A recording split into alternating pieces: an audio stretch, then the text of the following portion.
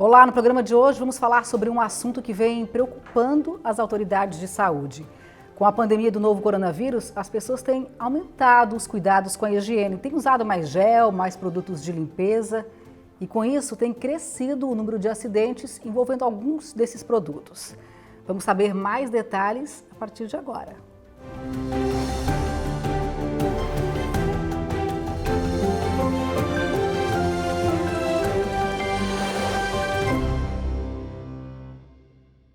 E a nossa entrevistada de hoje é a doutora Cíntia Kunze Rodrigues, infectologista do Centro de Informações e Assistência Toxicológica de Santa Catarina, o CIATOX. Doutora Cíntia, é um prazer te receber aqui. Olá, tudo bem, Rafaela? Um prazer também estar aqui compartilhando informações com vocês. Vocês têm percebido, por um acaso, uma mudança no perfil das ocorrências registradas aí no CIATOX, o Centro de Informações e Assistência Toxicológica de Santa Catarina? Então, Rafaela, o que a gente percebeu realmente é que houve essa mudança, né? A partir do momento na quarentena, né? Então, a gente viu que mudou um pouco o perfil dos atendimentos que a gente começou a receber. Então, geralmente, a gente continua recebendo, né, muitos atendimentos de hospitais por picadas de animais peçonhentos, intoxicação por medicamentos, intoxicação por agrotóxicos, né? Mas, quando começou a pandemia e a quarentena, a gente viu que aumentou um outro perfil, que seria o caso de contato com substâncias de limpeza, né? Então, são os saneantes domissanitários. O álcool, né? O hipoclorito de sódio. Então, as pessoas estavam se expondo mais, né? Então, começou a ter um maior número de ligações relacionadas a esse tipo de exposição. Esse aumento, até, inclusive, a gente conseguiu contabilizar em números, né? O que a gente viu que, comparado ao ano de 2018, né, nesse período, a gente teve um aumento de 19% desse tipo de caso. E o interessante também é que, nesse aumento, a gente viu também um maior perfil nas crianças. Então, o que a gente observou é que nas crianças entre 1 e 4 anos, tem maior intoxicação por esse tipo de produtos, né, seguido dos adultos entre 30 e 40 anos, né? Então, o que a gente imagina, né, é que as crianças, até pelo fato de estarem mais em casa, né, e tem esse perfil de curiosidade, então querem, né, buscar coisas diferentes, às vezes vê uma embalagem colorida, mais atrativa e de fácil acesso, então elas acabam se expondo mais. E os adultos jovens, porque provavelmente são os que estão fazendo mais limpeza, né, nas residências, esse tipo de coisa.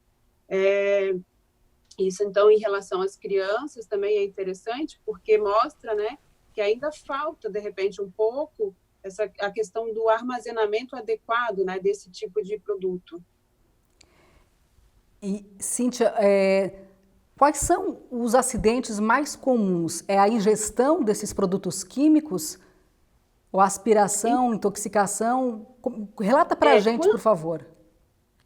Quando é criança, né, pode ocorrer, além do contato dérmico, né, onde ele acaba pegando na substância, no álcool, no hipoclorito, mas também ocorre esse risco de ingestão, né? Então, a ingestão também é um tipo de intoxicação que ocorre de forma acidental, obviamente, né? Mas acontece. Existe também o tipo de exposição inalatória, daí principalmente a gente vê com o caso de hipoclorito de sódio, né, que às vezes acaba eliminando um pouco mais de vapores, né, do cloro. Então, também no caso dos adultos, né, quando usam esse produto de limpeza, então eles também acabam inalando, então tendo esse tipo de intoxicação. Mas as crianças mesmo seria a ingestão que ocorre. E aí, o que as pessoas sentem, Cíntia? Elas ficam nauseadas, têm vômitos, dor de cabeça? Quais são os sintomas da intoxicação? Isso, como são substâncias irritativas, né? Então, geralmente, a primeira coisa que elas vão sentir no caso de ingestão é irritação de cavidade oral. Então, às vezes pode ficar avermelhado também ali o local, isso causa dor, né? Uma dor em queimação, pode causar náuseas também, né? Então, isso para o caso de ingestão. Para os casos de inalação, então as pessoas podem sentir ardência para respirar, falta de ar, né? A dor de cabeça também é uma manifestação comum que vem associada a esse tipo de exposição. Você falou aí, então a gente vê que houve realmente um aumento bastante grande no número de acidentes envolvendo principalmente as crianças, e você falou na questão de que ainda há uma falta de consciência das pessoas na hora de armazenar, né, esses produtos de limpeza. Então, poderia falar para a gente qual seria a forma correta de lidar com esses produtos, onde colocar, para evitar realmente que as crianças tenham acesso a eles? Então, primeiramente, assim, o ideal é que todos os produtos que sejam comprados, eles sejam produtos que sejam regularizados pela Anvisa, né? Isso é muito importante. E que também estejam dentro do prazo de validade. Feito isso, na hora de armazenar esses produtos em casa, é importante que seja mantido na mesma embalagem, né? Evitar essa questão de trocar de uma embalagem para outra, fazer diluição com outras substâncias, né? Até porque aí você troca a embalagem, já não sabe mais o que está ali se expondo, né? E em relação às crianças, tem que ser em um local onde não seja de fácil acesso. Então, prateleiras mais elevadas, onde elas não consigam alcançar, né? Então, essa questão de botar debaixo da pia da cozinha, né? Isso não é legal, porque elas facilmente conseguem abrir. Ou ali no chão do banheiro, né? Então, isso é um risco grande que tem para que as crianças tenham acesso a esses produtos e venham a se intoxicar. E os adultos, seria ideal, de repente, usar luvas, usar que tipo de apetrechos, né, na hora de manusear esses produtos de limpeza? Isso. A luva é interessante, sim, o uso dela, né, dependendo da substância que vai ser utilizada. Cada substância tem na embalagem, de acordo com o fabricante, como que é o correto manejo da substância, né? Então, substâncias, às vezes, mais ácidas ou mais alcalinas, o interessante é que possa ser utilizado a luva, né?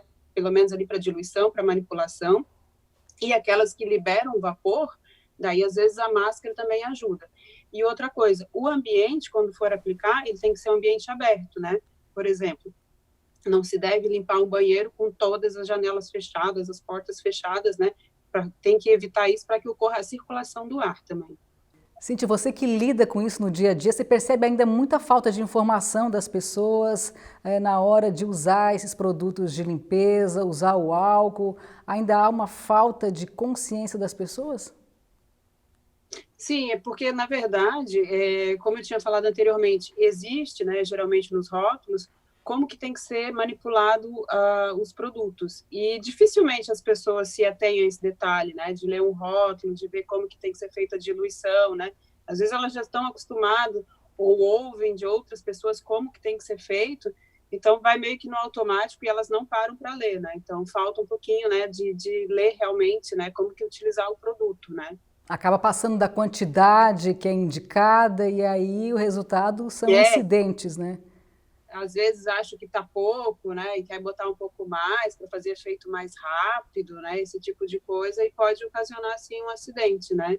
Ou então a gente vê que misturas, né, às vezes misturas de substâncias diferentes pode gerar alguma reação química, produzir algum vapor, algum gás tóxico, né, então as pessoas não se ligam muito disso, né.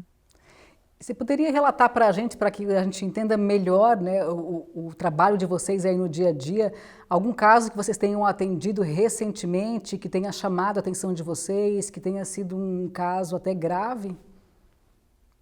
Então, o que a gente vê, né, e agora na época de pandemia, em crianças a ingestão acidental de álcool é muito comum, até porque eles colocam álcool em garrafas PET, né, então já vi de álcool gel, álcool líquido, 70%, como também de álcool de combustível, né, então às vezes as pessoas compram no posto de combustível o álcool, né, e colocam em garrafa PET, né, então deixa ali na cozinha, por exemplo, né, na pia, sem identificação, então acontece isso de maneira acidental.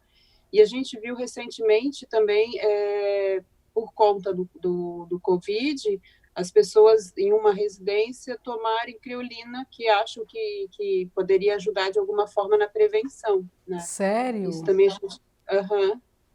E aí, conta pra gente o desenrolar desse caso, como é que ele foi resolvido? Então, ela é uma substância bastante irritativa, né, do trato gastroesofágico, né, mas a sorte é que eles colocaram pequena quantidade, né, então eles foram aos pouquinhos, eles iam tomando uma gotinha, depois ia aumentando ao passar dos dias, né, e quando eles perceberam que estava causando um certo desconforto, daí eles suspenderam. Mas se eles continuassem, né, nesse tipo de diluição, né, eles poderiam tomar uma quantidade muito tóxica também e ter repercussões mais graves, né. E você falou da Não criança. sei, eu não sei assim, da onde que, quer dizer, né, a gente imagina que seja da internet, enfim, que eles tiram esse tipo de informação, né? Então, acho que na dúvida, se não tem certeza que vai fazer efeito ou não, se isso realmente tem alguma indicação, pode entrar em contato com o nosso serviço, né? A gente tem o 0800 que funciona 24 horas por dia, então a população, se tem alguma dúvida, se algum produto é tóxico ou não, se pode tomar, pode ligar para a gente que a gente passa esse tipo de orientação também, né, para a população. E muito cuidado também com as informações da internet. A gente vê por aí muita fake news, muita informação equivocada. Então, assim, realmente muita atenção nessa hora, não é, Cíntia? É, é verdade. E você relatou anteriormente ali um caso de criança que ingeriu álcool porque o álcool havia sido colocado em garrafinhas PET, né?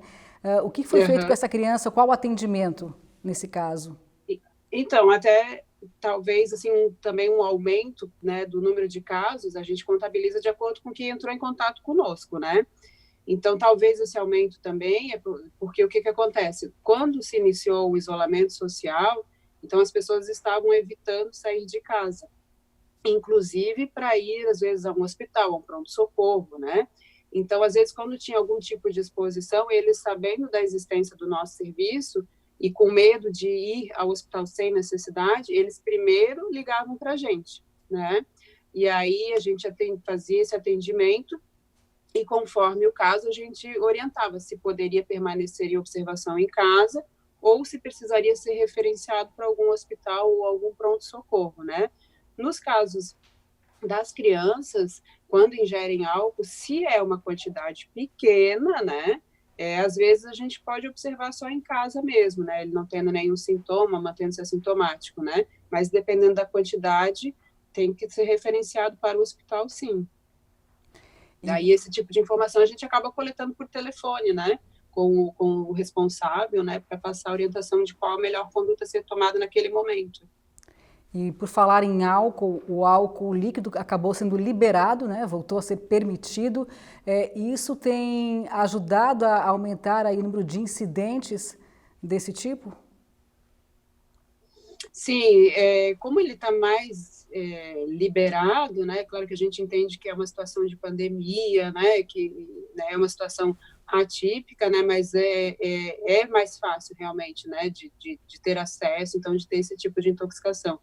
E a preocupação nossa, não só também com a intoxicação, mas também por ser um produto altamente inflamável, né? Exatamente. Então, então as crianças elas têm um risco maior também, né, aí, aqui fugindo um pouco, né, da questão de intoxicação, mas também tem esse risco, né, de se queimarem, né, com esse produto inflamável, né. E na hora de utilizar, escolher um gel, né, para usar em casa, para limpeza das mãos, para limpeza de superfícies, que álcool que se usa? O que é melhor? O que é mais indicado para justamente evitar esse tipo de acidente? Assim, em relação ao Covid, né, o que é indicado é o uso do álcool a 70% mesmo, né. O álcool gel, ele é um pouquinho mais seguro em relação a essa questão do inflamável, né? Então, se puder ser o álcool gel, melhor, né? Até para desinfecção de mãos, porque ele fica mais tempo também na superfície, né? Ele não evapora tão rápido, né? Então, tem toda essa questão. Então, de preferência, o álcool gel, mas pode também utilizar o líquido, né? O que acontece? Essas substâncias, elas são irritativas para a pele também, né? Então, às vezes, assim, existem álcool géis específicos para uso em mãos, né, onde algumas farmácias, drogarias produzem com substâncias que são mais hidratantes. O outro álcool gel, tirando esse, pode usar em mãos? Pode, mas algumas pessoas podem ser um pouquinho mais sensíveis e causar mais irritação. A partir do momento que a gente tem uma irritação, às vezes causa algum machucado na mão, né? uma fissura, alguma coisa, isso também permite, né, com esse machucado, um risco maior de contaminação com o vírus, né?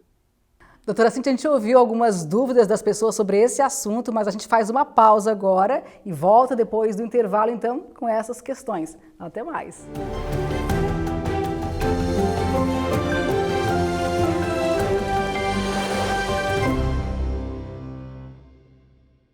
Estamos de volta com o Nossa Saúde e a gente continua aqui o nosso bate-papo com a doutora Cíntia Rodrigues. Doutora Cíntia, na hora de fazer a desinfecção, né, de superfícies, na limpeza da casa, é melhor usar o álcool ou água sanitária? O que é mais indicado? Então, pensando em coronavírus, né, o que a gente tem de orientação é o que foi repassado pela Organização Mundial de Saúde, né? Os estudos ainda estão sendo feitos para ver realmente quais substâncias são eficazes ou não, mas o que se recomenda para limpeza de casa, de superfície, no chão, banheiro, maçanetas, né? Até telefones, né? Aparelhos que são compartilhados, esse tipo de coisa, é o álcool gel mesmo, 70%, né? Nessa graduação de 70%. Se tiver uma graduação maior, o que acontece? Ele evapora mais rápido, né? E com graduações menores, não tem essa eficácia. A água sanitária é também uma opção ao álcool gel, né? Foi visto que ela também tem uma eficácia, porque o que acontece? O vírus, ele é um vírus envelopado, que a gente diz, né? Ele tem uma cápsula de lipídio. Então, a exposição a essas substâncias e também é algo que tem que ficar por um tempo, né? Não adianta você passar e logo em seguida retirar. Então, deixar ele agindo ali uns 5 minutinhos, isso consegue destruir esse envelope do vírus. Então, tanto a água sanitária como o álcool gel, eles são eficazes, né, para limpeza de substâncias. E no caso de mãos, né, aí sim, sem dúvida, a lavagem das mãos é o mais importante, né? Sim. Sobre esse assunto, a gente tem algumas perguntas dos telespectadores. Vamos dar uma olhada? Oi, meu nome é Jéssica, eu tenho 20 anos, moro em Joinville, sou estudante e eu queria saber o que eu devo fazer se pingar álcool ou água sanitária nos olhos. Então, em relação à dúvida da Jéssica, né, quando a gente acontece de pingar o álcool gel ou a água sanitária no olho, ou mesmo qualquer substância, tá, que aconteça, que deixar cair no olho, o que tem que fazer de imediato é o que a gente chama de uma descontaminação. Como que é feita essa descontaminação? Essa descontaminação, ela é feita com água corrente. Então, assim, você pode ir debaixo do chuveiro ou mesmo numa pia e abrir a torneira ou o chuveiro e deixar a água correr no olho mesmo, né? De preferência de medial para lateral, para escorrer para fora, né? E essa lavagem é uma lavagem bastante intensa, então aí você vai ficar debaixo ali da água uns 10, 15 minutos para tirar qualquer tipo de resíduo que tenha ali da substância.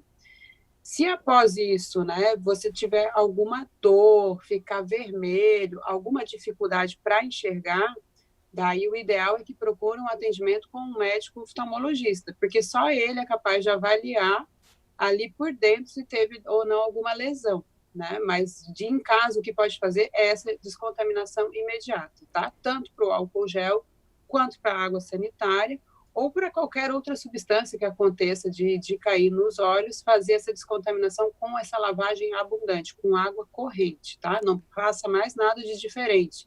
Não passa nenhum colírio, nada disso não. Nada de receita tá? caseira, né? Nada de receita caseira, exatamente. E por isso que, mais uma vez, é importante reforçar e alertar as pessoas, né, sobre usar todos esses produtos com muito cuidado, lendo as recomendações, realmente usando como está lá na embalagem indicado para usar, né, para evitar justamente qualquer desconforto, qualquer problema mais grave, né, Cíntia? A gente tem mais uma dúvida também ainda relacionada com a água sanitária, a pergunta do Anderson. Olá, eu sou Anderson aqui de Joinville. A minha dúvida é, água sanitária combate o coronavírus? Sim, o que os estudos mostram, Anderson, é que ela é eficaz sim, né?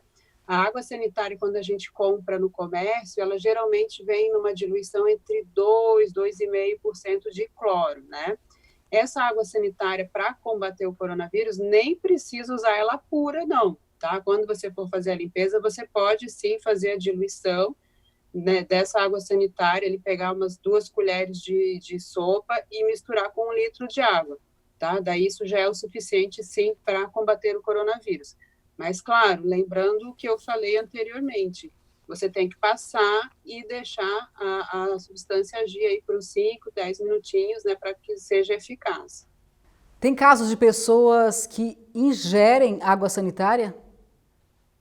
Sim, Rafaela, além do caso de exposição ocular, né, como foi a dúvida anterior, a gente atende casos também de ingestão de água sanitária, e é relativamente comum, sabe?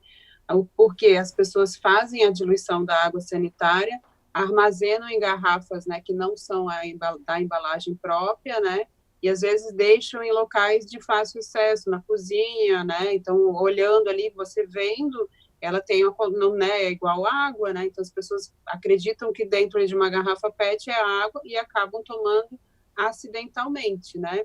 Existem também os casos onde ocorre intencional, né, por tentativa de suicídio, mas os casos acidentais também acontecem, né.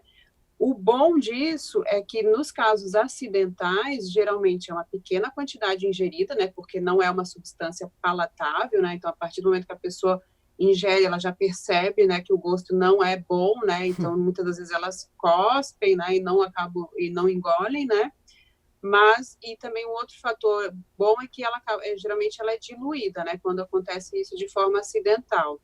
Uma coisa importante também a se falar em relação à água sanitária é que as águas sanitárias que são compradas em comércio legalizado, a gente sabe a concentração de cloro delas, né? Como eu já tinha falado anteriormente é entre 2, 2,5% de cloro, o que não é uma quantidade tão elevada para causar um dano maior no esôfago, no estômago, né?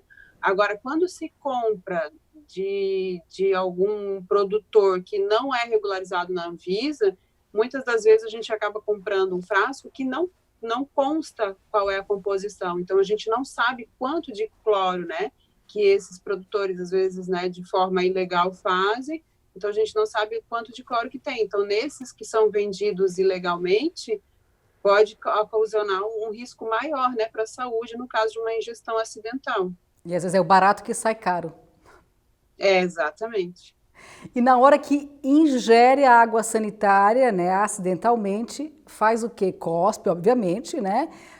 Toma água, qual é o procedimento correto? Isso, é aquela velha história que a gente ouvia, né, dos antigos. Você pode tomar leite, sim, nesse caso, né, ou mesmo a água, né? A ideia do leite ou da água é para que ocorra uma diluição maior ainda do produto. Então, logo imediatamente, se a pessoa não estiver nauseada, se não tiver vontade de vomitar, né, daí ela pode ingerir a água para diluir mais ali a substância, né, quando chegar no estômago.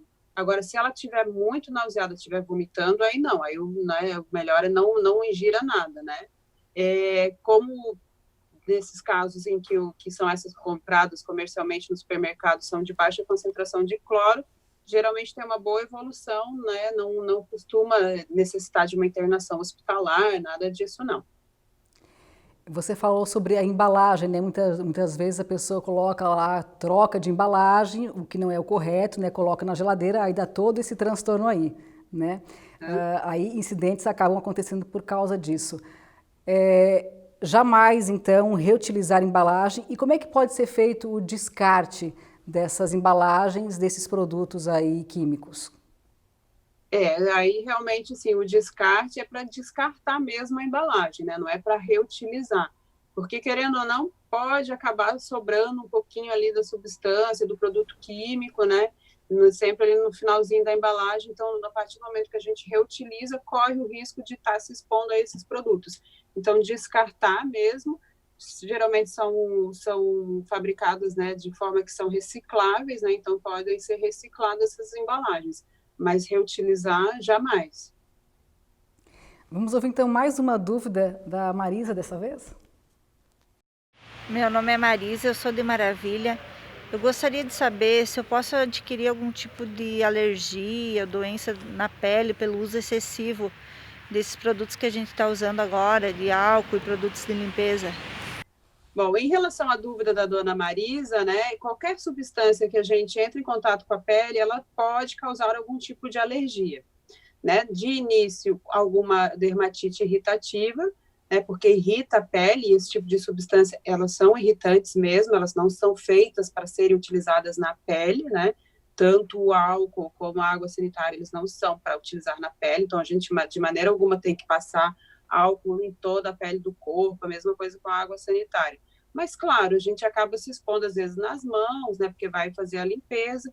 Então, aquela exposição contínua pode ocasionar, sim, algum tipo de alergia.